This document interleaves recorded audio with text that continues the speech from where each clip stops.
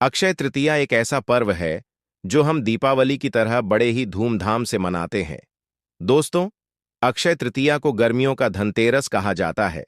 कहा जाता है वैशाख की तरह कोई मां नहीं, सतयुग की तरह कोई युग नहीं, वेद की तरह कोई शास्त्र नहीं और गंगा की तरह कोई तीर्थ नहीं, और इसी तरह अक्षय तृतीया की तरह कोई दूसरी तिथि है नहीं।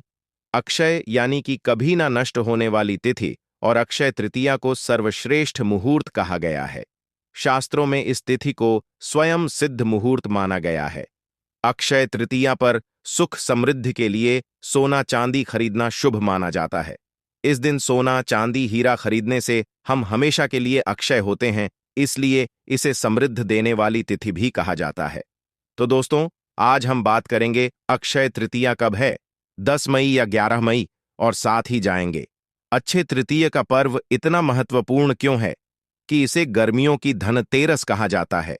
इसके शुभ योग, पूजा विधि के बारे में, इस दिन क्या करें क्या ना करें, इस दिन किस चीज की खरीदारी करनी चाहिए, और इस दिन की ये जाने वाले कुछ चमत्कारी उपायों के बारे में आज की वीडियो में हम आपको अक्षय तृतीया से संबंधित पूरी जानकारी देने वाले हैं।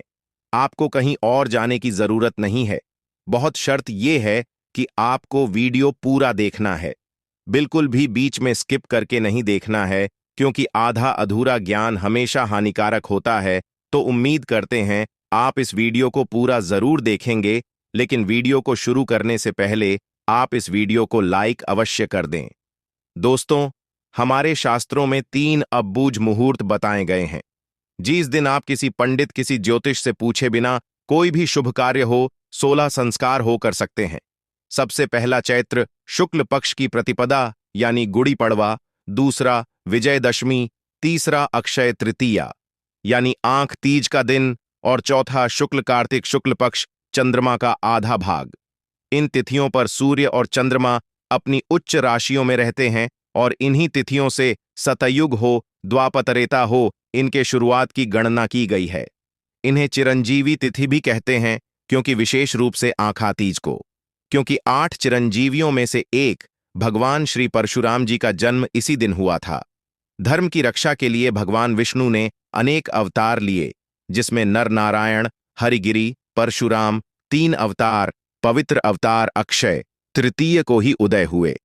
अक्षय तृतीया के दिन माता गंगा का पृथ्वी पर अवतरण हुआ था, और गंगा के अवतरण से राजा सगर के 60,000 पुत्रों को मुक्ति मिली थी, और मां पार्वती जी ने आज के दिन ही देवी अन्नपूर्णा का अवतार लेकर भगवान शिव को भिक्षा दी थी।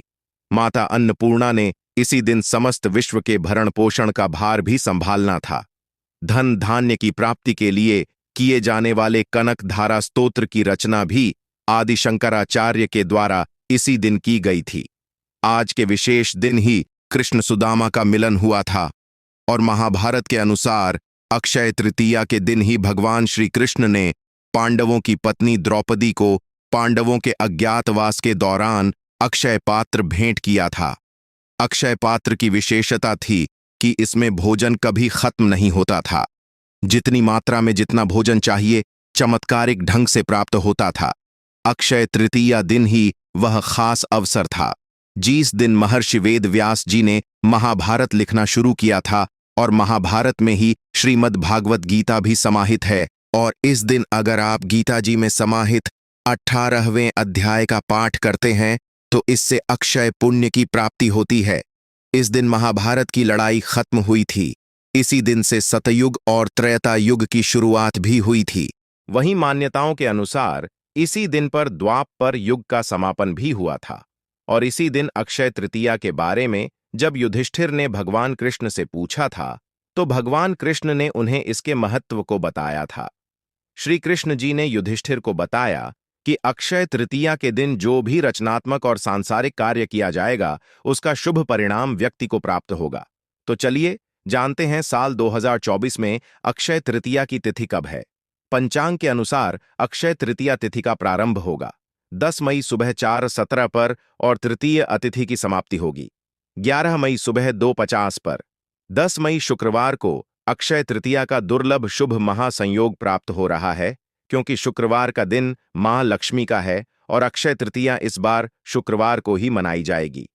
बात करें पूजा के शुभ मुहूर्त के बारे में तो सुबह 5:33 से शुभ मुहूर्त प्रारंभ होगा और दोपहर 12:18 तक आप पूजा कर सकते हैं। और शुभ मुहूर्त में अक्षय तृतीया तिथि के दिन आप सोना खरीद सकते हैं। सोना खरीदने का शुभ मुहूर्त क्या होगा? देखिए, अक्षय तृतीया तिथि अपने आप में शुभ मुहूर्त है।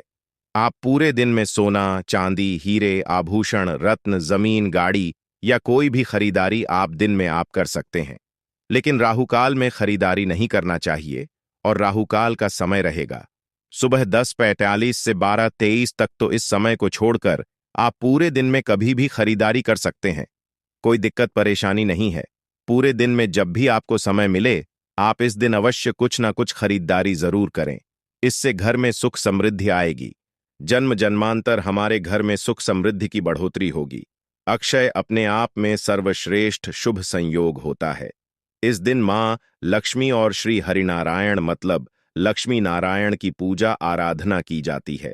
इसके अलावा परशुराम जी की पूजा किया जाता है और इसके अलावा नर और नारायण की भी पूजा होती है। इस दिन हवन स्नान जब दान तर्पण करने के लिए शुभ माना जाता है। इस दिन सोना खरीदने से मां लक्ष्मी की कृपा बनी रहती है। इस दिन हिंदू धर्म में आस्था रखने वाले लोग शुभ कार्य प्रारंभ करते हैं। इसके साथ ही नई चीजों की खरीदारी का भी इस स्थिति पर बड़ा महत्व है।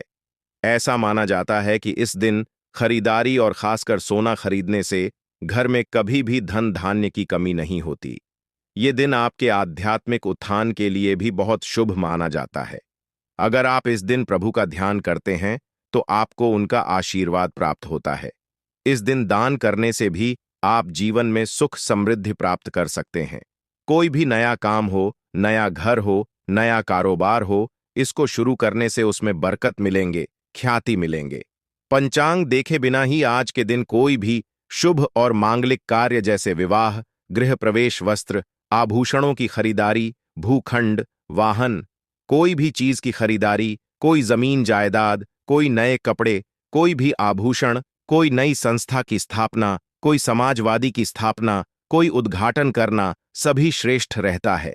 मांगलिक कार्यों की शुरुआत के लिए अति उत्तम दिन है और इस दिन जो भी आप काम करेंगे इसमें खूब बरकत होगी।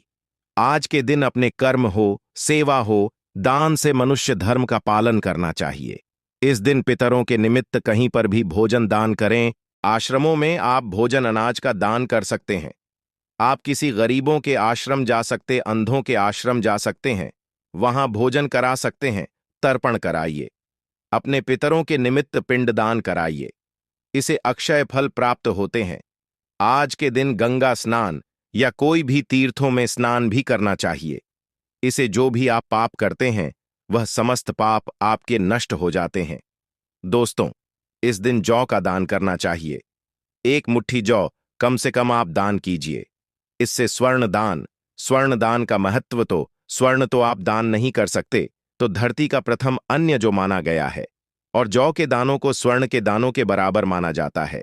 तो आज के दिन 1 मुट्ठी जो कभी अगर आप दान कर लेते हैं तो भी स्वर्ण दान के बराबर फल प्राप्त कराता है।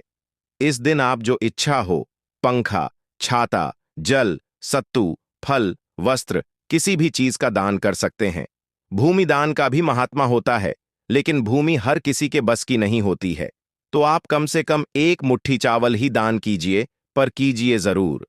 अक्षय तृतीया के दिन मां पार्वती नर नारायण की पूजा का विधान है और अक्षय तृतीया के दिन ही चारों धामों में से एक श्री बद्री नारायण के पट खुलते हैं। और आपको बता दूं, वृंदावन में जो बांके बिहारी जी का मंदिर है, उस दिन सिर्फ आज के दिन ही आपको श्री विग्रह के चरणों के दर्शन होते हैं। नहीं तो पूरे साल वो कपड़ों से ढके हुए रहते हैं।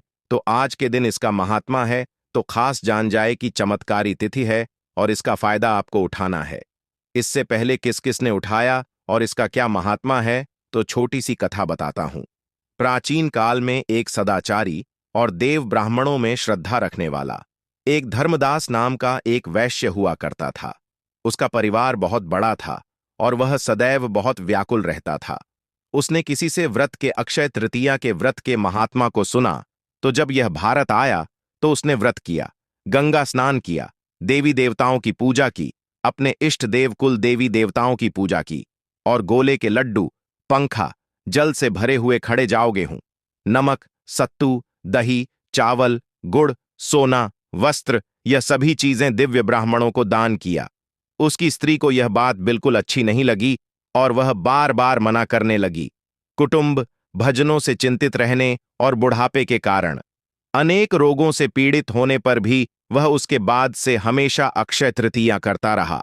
कभी भी अपने धर्म, कर्म और दान पुण्य से विमुख नहीं हुआ और यही वयस्क फिर दूसरे जन्म में कुशावती का राजा बना। अपने अक्षय तृतीया के जो दान का प्रभाव था, उसकी वजह से वह बहुत धनी और प्रतापी बना और वैभव संपन्न होने पर भी उसकी बुद्धि कभी धर्म से विचलित नहीं हुए। और इसलिए यह भी माना जाता है कि आज के दिन जो भी मनुष्य दान करता है वह पुण्य को प्राप्त करता है और उसका अगला जन्म बहुत ही पुण्यमयी होता है। साथ ही साथ यह खास दिन में आप अपने जो स्वजन है, जो पुत्र गढ़ हैं, उनके द्वारा अगर कोई पाप किया गया है, जाने अनजाने अपराध है, या फिर आपने स्वयं नहीं, आपके परिवार में किसी ने जाने अनजाने अपराध किया है, तो सच्चे मन से इस दिन ईश्वर से आप क्षमा प्रार्थना करते हैं, तो भगवान आज के दिन सभी के अपराधों को क्षमा करते हैं और आपको सद्गुण प्रदान करते हैं। अब हम जाएंगे अक्षय तृतीया की पूजा विधि। इसके लिए ब्रह्म मुहूर्त में उठकर स्नान आदि से निवृत्त होकर सूर्य नारायण को जल अर्पित करना चाहिए। अपने घर के मंदिर में आप चौकी लगाकर पूजा कर सकते हैं या अपने नजदीक के कोई भी श्री हरिनारायण के मंदिर में कलश की स्थापना करके पूजा संपन्न कर सकते। अक्षय तृतीया की पूजा आराधना में कलश की स्थापना का अत्यंत महत्वपूर्ण स्थान है। मतलब आप कलश स्थापना के बगैर अक्षय तृतीया की पूजा विधि को संपन्न नहीं कर सकते हैं। कलश की स्थापना करके विधि विधान से लक्ष्मी नारायण की पूजा करके धूप दीप अर्पित करके मां लक्ष्मी और श्री हरिविष्णु के मंत्रों का जाप अवश्य करना चाहिए। खीर का भोग अर्पित करें। सफेद मिठाई या दूध से निर्मित मिठाई का भोग लगाना उत्तम होता है। अपने सामर्थ्य के अनुसार और सच्ची श्रद्धा भक्ति से आपको भोग लगाना चाहिए। श्री हरिनारायण आपके भोग को अवश्य ही स्वीकार करेंगे।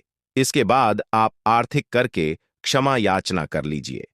क्षमा याचना करना अत्यंत आवश्यक होता है, क्योंकि अगर हमारे से पूजा में कोई भी भूल चुके गलती होती है, उसे हमें तत्काल पूजा के समय पूजा आरती करने के बाद भगवान जी से क्षमा याचना मांग लेते हैं, तो हमारी पूजा में जो भी गलती हुई है, भूल चुके हैं, उसके लिए हमें प्रभु जी जरूर क्षमा कर देते हैं। अक्षय तृतीया में दान पुण्य का अत्यंत महत्वपूर्ण स्थान है। आप किसी भी चीज का दान कर सकते हैं, जो भी आपका सामर्थ्य है उसके अनुसार आप दान कर सकते हैं, लेकिन इस दिन जल से भरा कलश अवश्य दान करना चाहिए। एक कलश में जल भरकर उसमें थोड़ी चीनी शक्कर डालकर मीठा झल करके किसी भी ब्राह्मण को दक्षिणा के साथ दान कर देना चाहिए। इससे आपके जीवन में सुख समृद्धि आएगी। साथ ही आपके जीवन में अगर आर्थिक तंगी है तो उससे भी छुटकारा आपको मिल जाएगा। तो अब जानते हैं इस दिन क्या करना चाहिए। दोस्तों, अक्षय तृतीया का दिन मां लक्ष्मी को प्रसन्न करने का दिन कहा जाता है। अगर इस दिन मां लक्ष्मी के मंत्रों का हम अधिक से अधिक जाप करते हैं तो इससे हमें जन्म जन्मांतर के लिए मां लक्ष्मी की कृपा प्राप्त होती है।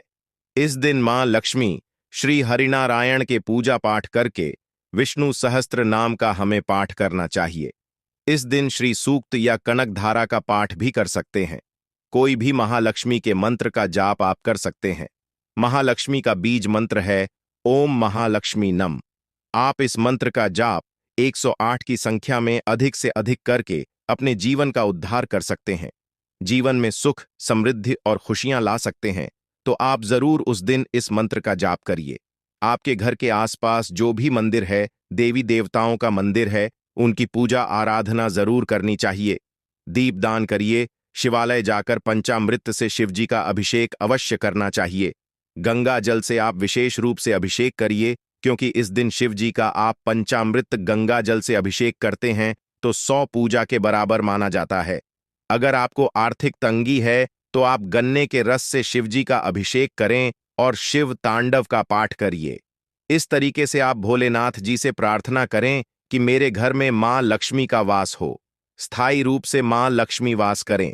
मेरे घर में तो यह कार्य अक्षय तृतीया पर आपको अवश्य करना चाहिए, लेकिन ऐसे कुछ कार्य ऐसे होते हैं जो कि अक्षय तृतीया पर हमें भूल कर भी नहीं करना चाहिए। शास्त्रों में कहा गया है कि जो कर्म हम करते हैं सभी कर्म अक्षय फल प्रदान करने वाले होते हैं। जो भी हम अच्छा बुरा करते हैं वह सब कुछ संचय हो जाता है। इस दिन किसी भी प्रकार से किसी को भी कष्ट नहीं पहुंचाना चाहिए, चोरी नहीं करना चाहिए, झूठ नहीं बोलना चाहिए, सभी जीवों पर दया करना चाहिए, क्रोधित नहीं होना चाहिए, निंदा भी नहीं करना चाहिए, किसी को अपशब्द नहीं बोलना चाहिए। कोई भी कुछ भी आपसे मांगे तो अवश्य दे देना चाहिए, क्योंकि क्या पता किस भेष में आपको नारायण मिल जाए, उसे कुछ ना कुछ अवश्य देना चाहिए। आज के दिन तामसिक भोजन नहीं करना चाहिए। तामसिक भोजन में लहसुन, प्याज, मांस, मदिरा, बीड़ी, सिगरेट इस तरह का कोई भी चीज आपको तामसिक भोजन ग्रहण नहीं करना चाहिए। आप सात्विक भोजन बनाकर स्वयं और परिवार को ग्रहण करना चाहिए। इस दिन शुद्ध शाकाहारी सात्विक भोजन बनाकर भगवान को भोग अर्पित करिए। उसके बाद स्वयं अपने परिवार के साथ ग्रहण करिए।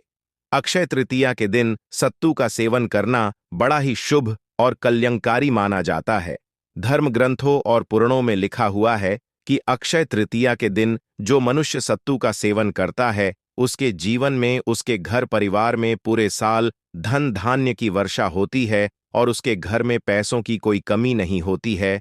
इसलिए आप अक्षय तृतीया के दिन सत्तू का भोग लगाकर उसका सेवन अवश्य करें। इससे महालक्ष्मी श्री नारायण की कृपा आप पर सदा सदा के लिए बनी रहेंगी। परिवार हमेशा सुरक्षित रहेगा, सारी मनोकामनाएं पूरी होगी, आर्थिक स्थिति मजबूत होगी, सफलता की प्राप्ति होगी। आज का दिन बहुत श्रेष्ठ है, ताकि मैं आपको एक महा उपाय बता रहा हूं।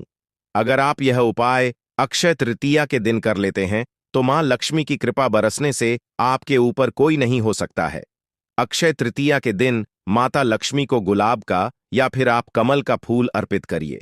गुलाबी रंग के पीले रंग के कपड़े पहनकर पूजा करें। थी, मोती या फिर स्फटिक की माला से आप महालक्ष्मी का कोई भी बीज मंत्र का जाप करिए। अक्षय तृतीया के दिन गणेश जी के बाल स्वरूप को घर लेकर आए और अपने घर के मुख्य द्वार पर लगा दे। अगर आप ऐसा कर लेते हैं तो मां लक्ष्मी स्वयं आपके साथ गणेश जी के साथ विराजमान होके आपके घर में हमेशा हमेशा के लिए निवास करते हैं। उस दिन माता लक्ष्मी का श्री हरि विष्णु का प्रिय भोग चावल की खीर का भोग लगा दीजिए। साथ में आपके लिए अवश्य चढ़ाएं, क्योंकि पीला रंग अति प्रिय है। तो आप इस दोनों कार्य को अवश्य करें। तो उम्मीद करता हूं आपको यह जानकारी पसंद आई होगी। पसंद आए तो लाइक कर दीजिए और ऐसे ही तीज त्योहार से संबंधित जानकारी और कथाओं को श्रवण करने के लिए सब्सक्राइब करके बेल आइकॉन का बटन अवश्य ही दबा दीजिए। मिलते हैं अपने अगले वीडियो में, तब तक के लिए नमस्कार। जय श्री राम। हर हर महादेव।